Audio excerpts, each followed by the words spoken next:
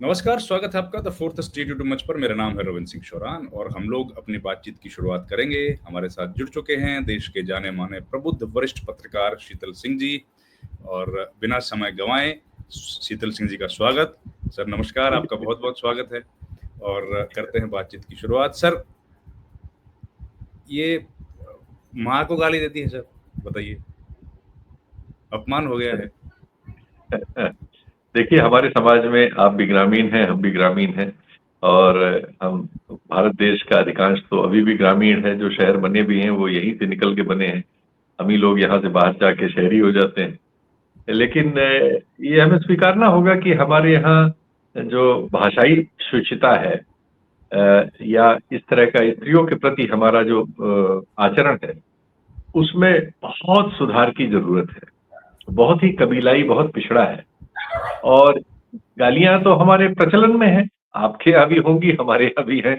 और आम बोलचाल में जरा सी बात में सब करते रहते हैं। बहुत सारे लोगों की तो भाषा में वो शामिल रहती है, उनको वो फील नहीं होता कि वो गाली है या उससे कोई किसी को ऑफेंड कर रहा है। वो दुर्भाग्यपूर्ण ये है, इसमें जो सबसे खराब है कि सारी गालियां स्त्रियों को लांछित करती हैं।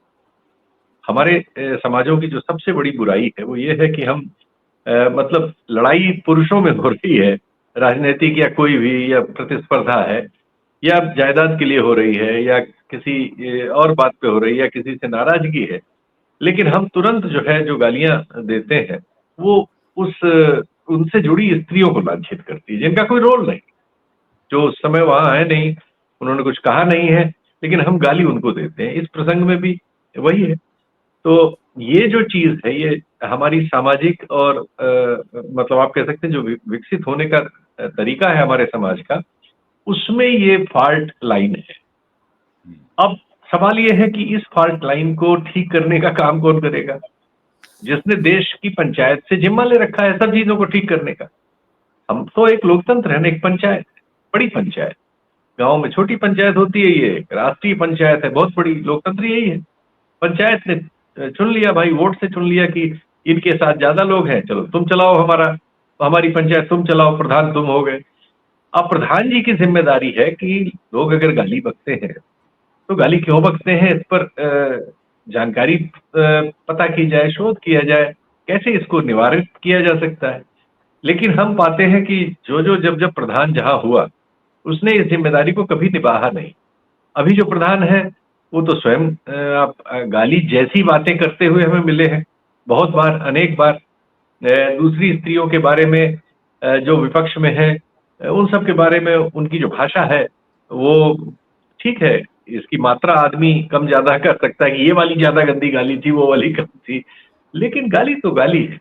अगर आप किसी स्त्री को लांछित करने, अपमानित करने के लिए कोई शब्द प्रयोग कर रहे हैं, वाक्य प्रयोग कर रहे हैं, कोई ऐसी चीज लिख रहे हैं, बोल रहे हैं, धमका रहे हैं, तो वो सब एक ही श्रेणी है, सब अपराध है। तो ये अपराध तो करते हुए हमारे प्रधान जी हमें अतीत में बहुत बार मिले हैं, और हमें नहीं उम्मीद है कि भविष्य में उसमें कोई सुधार होने की गुंजाइश होगी, क्योंकि वो समस्या को उस तरह से ले ही नहीं रहे। उन्होंने तो लिया इसको कि इसको हथियार बना के चुनाव जीत लिया जाए। ये जो तरीका है, ये इन समस्याओं को कभी हल नहीं करेगा। कोई गाली कभी बंद नहीं होगी, कोई गाली देने वाला कभी वापस नहीं होगा। ये तो हमें अपने को ठीक करना पड़ेगा।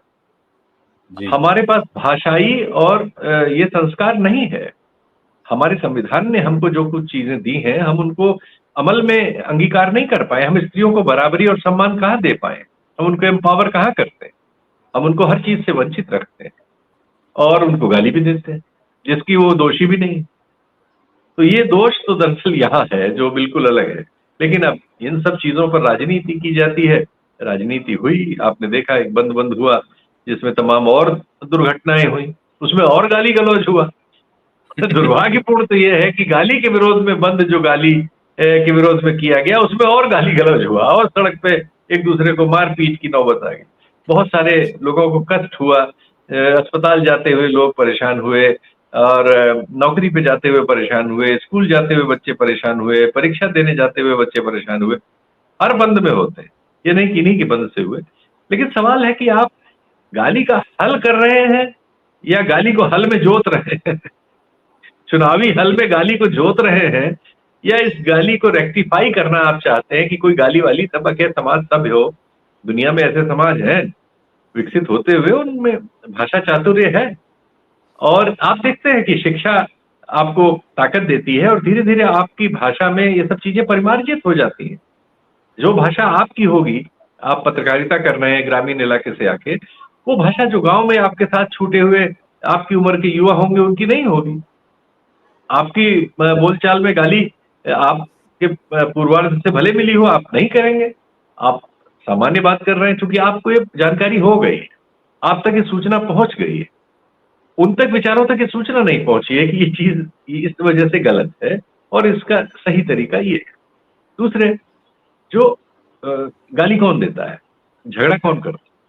जो अपने आप को व्यक्त करने में असफल होता है, काबिल नहीं होता, वो कमजोर आदमी होता है, बीमार आदमी होता है। एक्चुअली दो तरह की गाली, एक ताकतवर की है।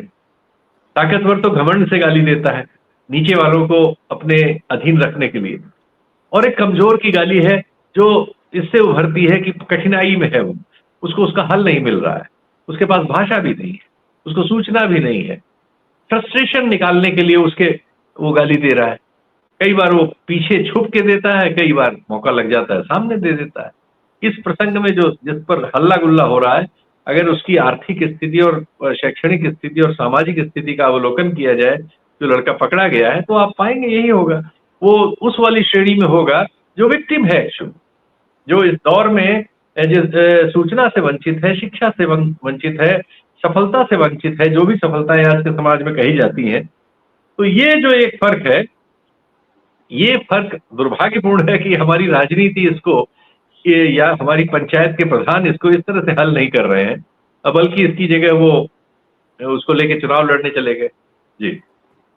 तो सर, ये इसको इतना बड़ा राजनीतिक मुद्दा बनाया गया, क्या कहीं अपनी जो 20 साल की सरकार की कमियां हैं उनको इसके पीछे छिपा पाएंगे क्या? इस मुद्दे पर क्या चुनाव होगा बिहार में? नहीं, आप देखे बंद में भी कोई नहीं आया, कुछ लोगों को लाया गया, कुछ लोग आए, लेकिन कुछ ही लोग आए। उस तरह से स्वतः स्फूर्त उसमें नहीं था। जो उनके सहयोगी दल हैं उनसे सिर्फ सांकेतिक एक आध दो जगह वो नजर आए, उनके लोग नहीं आए। तो कुल मिला जुला के इससे कुछ राजनीतिक ज्वार तो पैदा नहीं किया। लेकिन हमारे प्रधानमंत्री जी इस तरह के प्रयोग करके सफल रहे हैं कई बार। तो वो प्रयोग यही सब करते हैं हमेशा।